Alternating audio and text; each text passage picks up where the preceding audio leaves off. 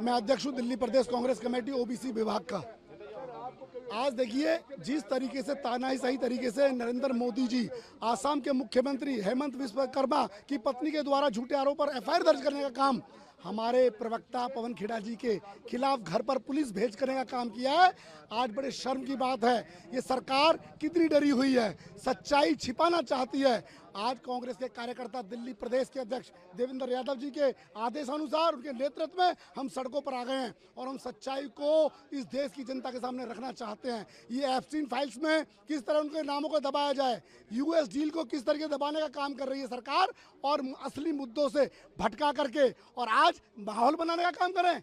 अरे नरेंद्र मोदी जी 5 राज्यों में कांग्रेस और उसके सहयोगी दल जबरदस्त मार्जिन से चुनाव जीत रहे हैं। कांग्रेस की जीत होने जा रही है और आज अघोषित इमरजेंसी इस देश में लागू करके और आप पुलिस से डराने का काम करते हैं। ये राहुल गांधी के बब्बर सेहरे डरने वाले नहीं है। हम ईंट का जवाब पत्थर से देंगे और आने वाले समय में कांग्रेस की सरकार बन रही है। आप कितना ही जुल्म कर लीजिए, इस जुल्म से हम डरने वाले नहीं है। पवन खेड़ा जी ने जो बोला है वो सच बोला, सच्चाई के साथ बोला है और आने वाले समय में आपको सच्चाई दिखाई भी देगी। माय नेम इज दीपक भारद्वाज मेरा नाम है और दिल्ली कांग्रेस से हूं। और आप देख रहे हैं जिस तरीके से भारतीय जनता पार्टी की सरकार अपनी सीबीआई, ईडी और इन शक्तियों का दुरुपयोग कर रही है और उसी सिलसिले में, और ऐसा कोई पहली बार नहीं हो रहा, इसका उदाहरण देश में कई बार हो चुका है। जब जब देश में चुनाव हुआ है और जहां पर भारतीय जनता पार्टी की सरकार है वहां उन्होंने यही कार्य किया है, सीबीआई, ईडी और पुलिस का दुरुपयोग करके विपक्ष को दबाने का कार्य किया है। उसी सिलसिले में आज दिल्ली में भी पवन खेड़ा जी के घर पर असम पुलिस को भेज देते हैं और लेकिन इनके हाथ कुछ आने वाला नहीं है। असम का चुनाव, बंगाल का चुनाव और आने वाले जितने भी चुनाव है वहाँ पर सरकार कांग्रेस पार्टी की बनने वाली है और जनता समझ चुकी है जिस तरीके से दुरुपयोग कर रहे हैं नीतियों का, ये जल्दी इनका खुलासा होने वाला है। मेरा नाम सुमित शर्मा है, मैं जिला अध्यक्ष हूँ कृष्णानगर कांग्रेस कमेटी से। देखिए जिस तरह से 12-13 सालों के अंदर निरंतर मोदी सरकार, नीरव मोदी को तो नहीं पकड़ा पाई है। दाऊद को कहेंगे 100 दिन में लेके आएंगे, मीजे माल्य भाग गया, ललित मोदी भाग गया और पवन खेड़ा जी इस तरह से हमारे हर बात को अच्छे से रखते हैं, प्रवक्ता है हमारे उसके। और जिस तरह से प्रयास कर रही है मोदी सरकार, ये महंगाई के मुद्दे पे बात करे, ये गैस सिलेंडर पे बात करे, पेट्रोल पे बात करे, मैं इन्हीं शब्दों के साथ ये कहना चाहूँगा, ये मोदी सरकार की तानाशाही रवैया है जिसको कांग्रेस पार्टी आने वाले बहुत जोरदार से प्रदर्शन करेगी।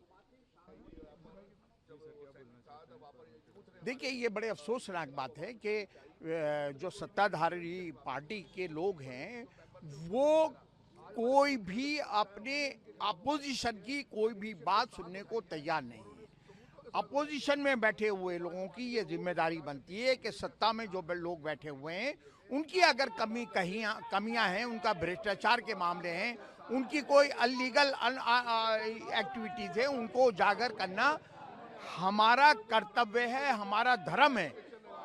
तो अगर पवन खेड़ा जी ने जो भी एलिगेशन लगाए हैं वो कांग्रेस पार्टी ने एलिगेशन लगाए हैं। Congress party main opposition party है पार्लियामेंट में। आपको अगर उन पर आपको सफाई देनी है तो पहले तो आप एसआईटी गठित करिए। एसआईटी की जो रिपोर्ट आएगी उसके बाद आप कोई डिफेमेशन की बात कर सकते हैं कि हमें बदनाम किया।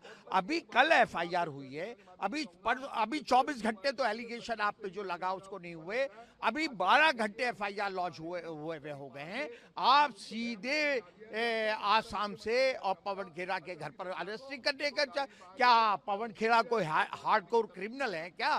कोई टेररिस्ट एक्टिविटीज में इन्वॉल्व हैं? अगर एक सीनियर लीडर हैं कांग्रेस पार्टी अपोजिशन पार्टी के, अगर वो आप पे कोई एलिगेशन लगा रही है तो आप उसके लिए एसआईटी गठित करिए और जब एसआईटी की रिपोर्ट आ जाएगी उसके बाद आप बात करिएगा। या पुलिस ने कोई फाइनल रिपोर्ट लगा दी, पुलिस ने कोई कोर्ट में चार्जशीट जमा कर दी, आप किस बिहाफ पर आप उनके घर पे उनकी अरेस्ट है? इसका मतलब आप अपोजिशन की आवाज बंद करने आए, आप अपोजिशन को बोलने नहीं देना चाहते, आप डिक्टेटरशिप से आप इस मुल्क का सिस्टम चलाना चाहते हैं, आप किसी की सुनने को तैयार नहीं है, आप भ्रष्टाचार करें, आप देशद्रोह की एक्टिविटीज में इन्वॉल्व हो, आप जो चाहे कर्म करें, कुकर्म करें, लेकिन आप अपोजिशन की बात, अगर अपोजिशन का कोई भी लीडर बोलेगा तो आप उसको जेलों में डालेंगे। जो लोग इमरजेंसी पे उंगलियां उठाते थे आज उन्होंने इमरजेंसी से भी बदतर से बदतर हालात इस मुल्क में पैदा कर दिए। इन्हें शर्म नहीं आती जो अपोजिशन में जब आज तक इमरजेंसी की बात करते हैं, और इमरजेंसी भी बदतर हालात पैदा कर दिए हैं पूरे हिंदुस्तान के अंदर। जी